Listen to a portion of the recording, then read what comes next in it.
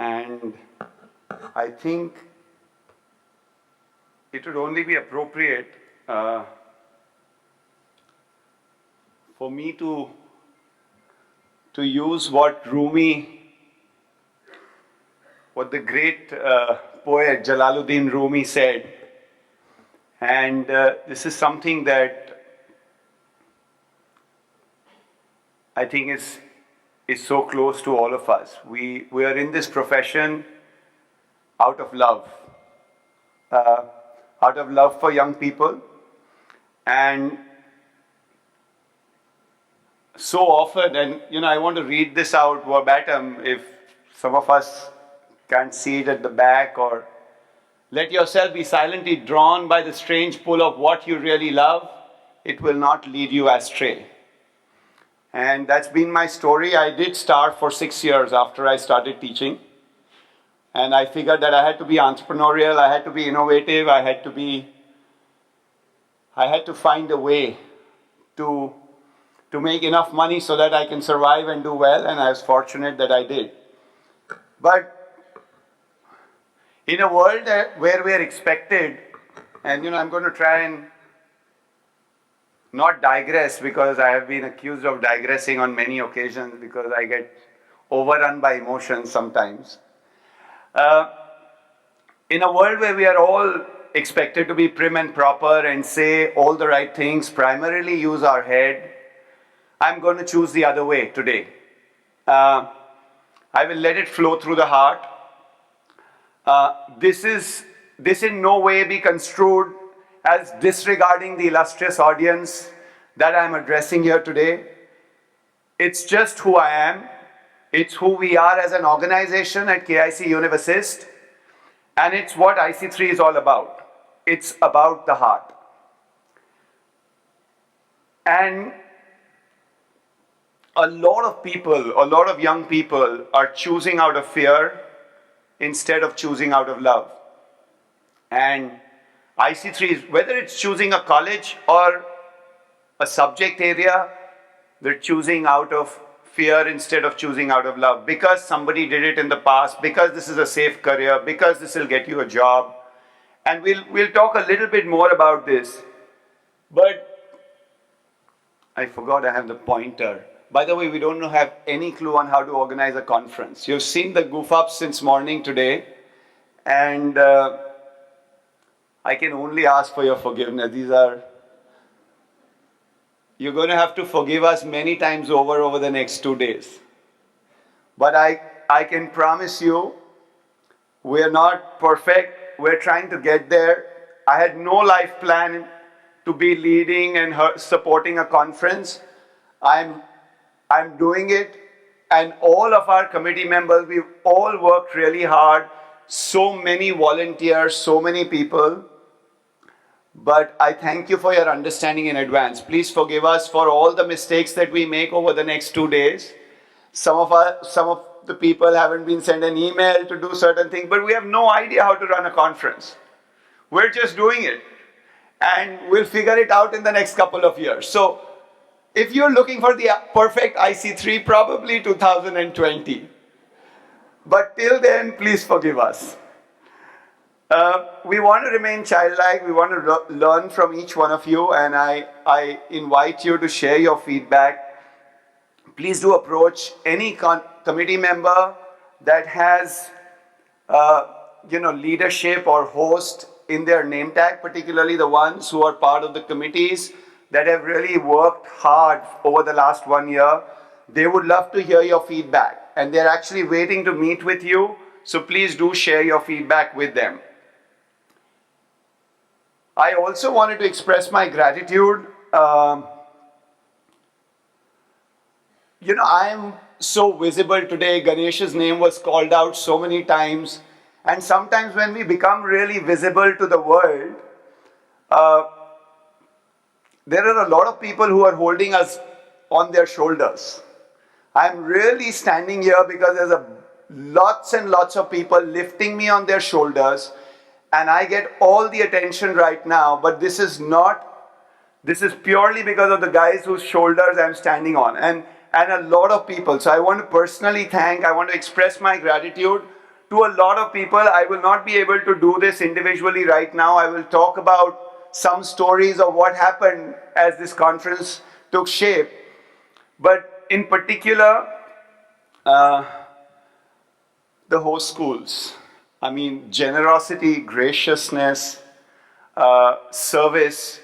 I cannot, I don't want to name people here, but I'm humbled by the way the host schools in Delhi, the 6 host schools in Delhi, the way they have rallied around this. If we can have a big round and bow in gratitude, this conference would not be possible without the host schools. My colleagues on the committees, they're from all across the world. Many of them who are so tired, probably they didn't come for the inauguration. I know some people arrived late morning and, probably are sleeping right now. So that's probably one of the reasons why we didn't have so many people here. Because people have worked, they've gone above and beyond, and they've resonated with the mission IC3, the movement called IC3. So I want to thank all of them, all of our sponsors. Again, Alex will mention all of them, but this would not have been possible. We barely made it. We last year didn't have any funds to run this conference. We did it somehow. We've had much more. So thank you to all the sponsors. If we can have a big round of applause for all the sponsors. My colleagues at Univassist, I particularly want to invite, I don't know where Swaraj is. Can Swaraj please come up on stage for a minute? Swaraj, can you please come up on stage? All my colleagues at Univassist, I was not going to mention anybody, but the whole world thinks that we are twin brothers. Can you please come up for one moment? I just want to show them that we aren't twin brothers. Especially the Americans, they always confirm, they confuse, they call Ganesh Swaraj and Swaraj Ganesh. Look, we look different. But now the Indians have started mistaking us, and that's too much. So one of the largest shoulders I'm standing on is Swaraj's shoulders. So thank you, Swaraj. And all of my other colleagues at Univassist. And then, of course, every single participant, a lot of you who've made it. I don't know how these Mumbai folks have magically made it. It's so amazing. I was so worried yesterday, got emails and, my home, there's some leakage happening, etc. And so a big round of applause to the Mumbai delegates, my home city. You made it. Thank you for being here. And every other participant from all over the world. So thank you for being here. So our biggest risk, and I faltered a lot of times in my life because of arrogance. Because I got consumed by my ego, and I continue to falter in my life. I want to read out a verse that I read in the last conference, and that really sums up what IC3 stands for. This is the 76th verse from Dr. Wayne Dyer's book. He's written the Tao Te Ching, some of the wisest materials available on the planet. And I'm reading the 76th verse from Dr. Wayne Dyer's book. And it's the Tao Te Ching, Living the Wisdom of the Tao. A man is born gentle and weak. At his death, he is hard and stiff. All things, including the grass and trees, are soft and pliable in life, dry and brittle in death. Stiffness is thus a companion of death, flexibility a companion of life. An army that cannot yield will be defeated. A tree that cannot bend will crack in the wind. The hard and stiff will be broken. The soft and supple will prevail. And this is our biggest risk, arrogance. I know. This stiffness is our biggest risk. And I have seen it time after time in my own life, how I faltered. and how the student humbled me every time. And I would encourage all of us over the next 2 days to acknowledge this risk and become childlike, become soft and pliable. Just relax. Just take a deep breath. Go for the meditation in the morning. And let's just empty our glasses for 2 days so that some fresh water can flow into it. That's really the risk. The glass which is full is our biggest risk. And we're really here at this conference to create new knowledge and to explore. And so relevant because teaching math or English is not going to change in high schools. A line drawn from the center of the circle perpendicular to the chord bisects the chord. It's not going to change. Mathematical theorems are not going to change. Pronoun errors will remain pronoun errors. English language will remain English language. You can repeat and repeat and repeat unless we do some research which we do, but for the most part we use textbooks and we're teaching stuff that already exists. Counseling is so different. Counseling is not a static profession. Why school leaders need to know so much more about counseling is because colleges, careers, jobs are changing every day. Young people's attention spans have fallen from 4 hours to 40 seconds. How do we embrace the change that's happening in the world out there? And how do we ensure that we have good advice for our young friends? So, firstly, counseling is as important a function in school as teaching math, is as important a function in school as teaching English. Why is this? That, by the way, barring a handful of schools in India, you'd hardly find counseling departments. You'd have a great physics lab, but where is the counseling department? Where are the resources? And some schools have pioneered and have done it, but this is really about the happiness of young people. This is about not getting a musician to become a physicist. This is about not getting a student to end up at a university that's not the right fit for him. He could go to a university and be very successful, or he could go to a university and be in depression and become suicidal. Choosing a university or a career or a college is so important. So this is not a static profession. This is a dynamic profession. It's constantly evolving and changing, and we need to embrace. IC3 is a platform that acknowledges that counselors are rock stars. Can we have a round of applause for counselors?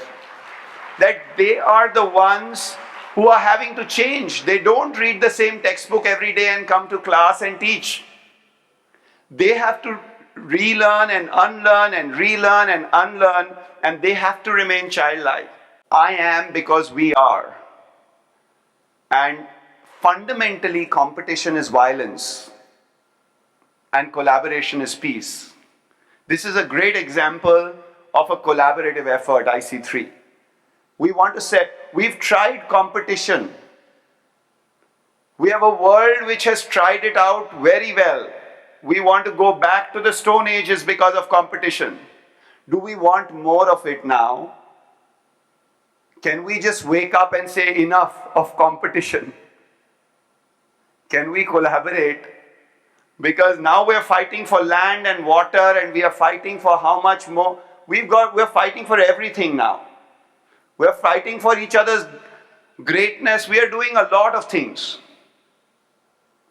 But we really need to go back to the fundamental essence. We are interdependent beings, and we need to collaborate for this work. And I had introduced in the regional forums the concept of library and laboratory, and that's an important piece. Counseling is really about creating a library and a laboratory in school. It's about research. It's not about repetition. So it's about having a counseling laboratory and a counseling library where resources are available, where humility is there so that we can unlearn and relearn, and where we get our students and the entire community to collaborate, because students will find the answers. The secret is the counselor needs to be able to show young people how to find the answers. A counselor cannot answer all the questions. One of the biggest risks for a counselor is that he cannot say, well, I don't know about this. So it's so important to collaborate, because there's no way to navigate this ocean of information otherwise. How did we come into existence? Just some time back, we did some research and we found that a lot of young people were grumpy, or a lot of middle-aged professionals were grumpy on Monday mornings, grumpy 35-year-olds. Why did they dislike their job? We did some research, we went back, we found that the roots of these unhappiness was traced back to what they were told in class 8, 9, 10, 11, and 12. And we said they go from high school to university to industry. The object, that's the student, eventually ends up working, but he's coming through this cycle. And all these three parties need to collaborate to figure out what we need to do to guide young people in class 8, 9, 10, 11, and 12. Industry is here, universities are here, schools are here.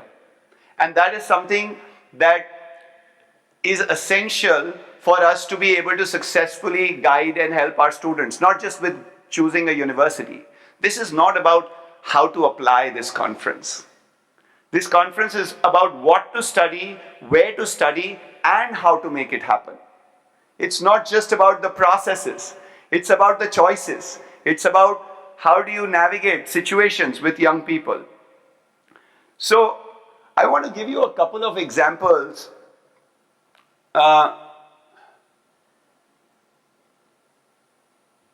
You know, how some really strange things happen. This gentleman actually is an engineer, was working in a corporate firm in Dubai. At 28 years of age, he decided that, you know, he never really made the right choices throughout. And he basically ended up having a farm in Mumbai now, where he milks his animals and gets some of the purest milk that you can find in the world. Unadulterated. His name is Akash. But I want you to know, he's making waves with his work. But look at what happened to him. An engineer goes on, he loves animals, he loves service, and he comes out of a management role and ends up working with animals. You know, there is somebody you were watching move around here. I was fortunate to spot him a few years back, Akhil. He's actually doing all our videos. If you like the video that you saw, that is Akhil on a flight with me. This is the man. And he's given all chartered accountancy, entrance tests, etc. He's about to become a chartered accountant. He's doing videography. And he just loves it. Now he's going to be making his millions. He's already doing very well. But the fact is that this guy could be doing number crunching, sitting behind a desk as an accountant, and you look at what kind of video he's produced. Did you know that video was done in one shot? He edited in one shot. There was no edit I recommended. He just traveled with me, intuitively did it.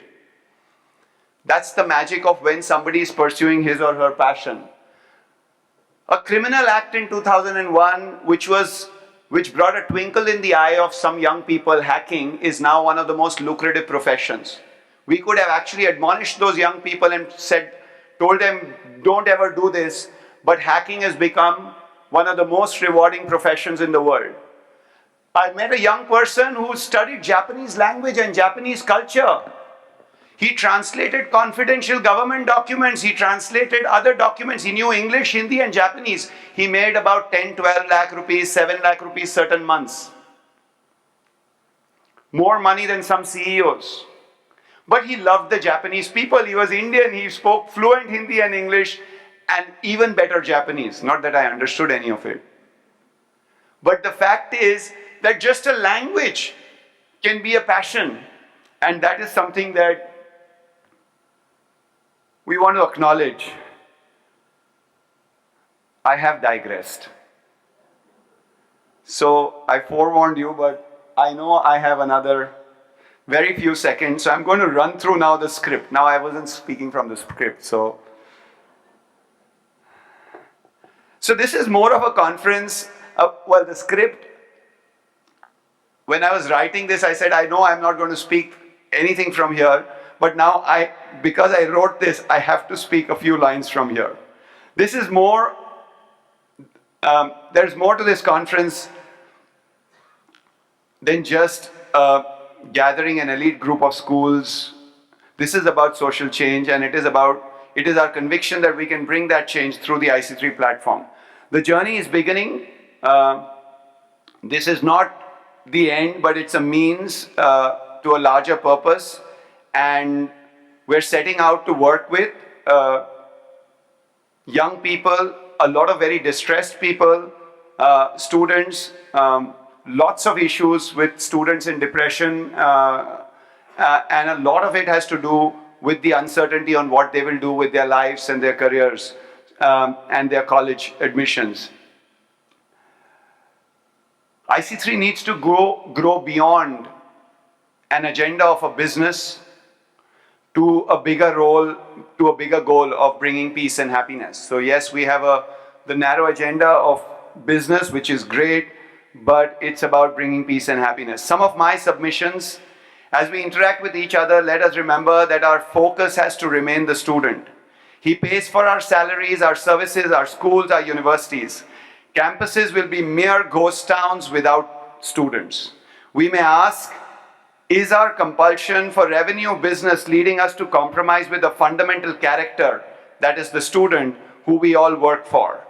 Is this character being led to live his life purpose or just being peddled for revenue?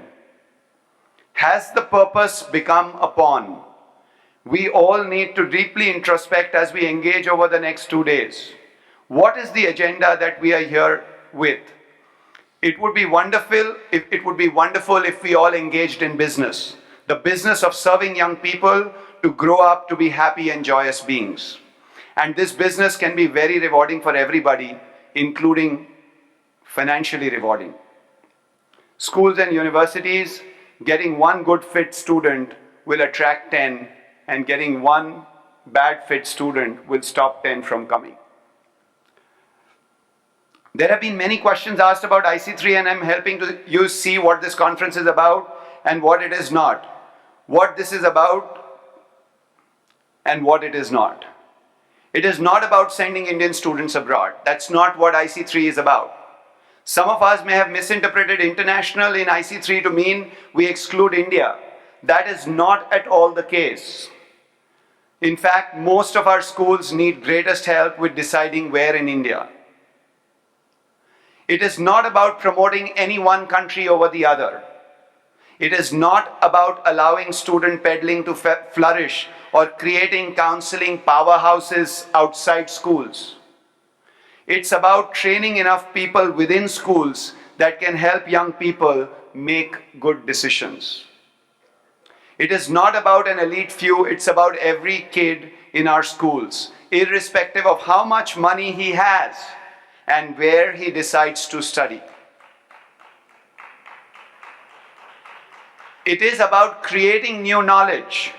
It is about collective, collaborative decision making. Everything from who can attend the conference to what session proposals are accepted or who can present is determined by the committee members from across countries. Let me tell you, if you're blaming me or any one or two people, that's not true. The decision making has been collective, 43 people altogether on the committees. So this is how the conference has worked.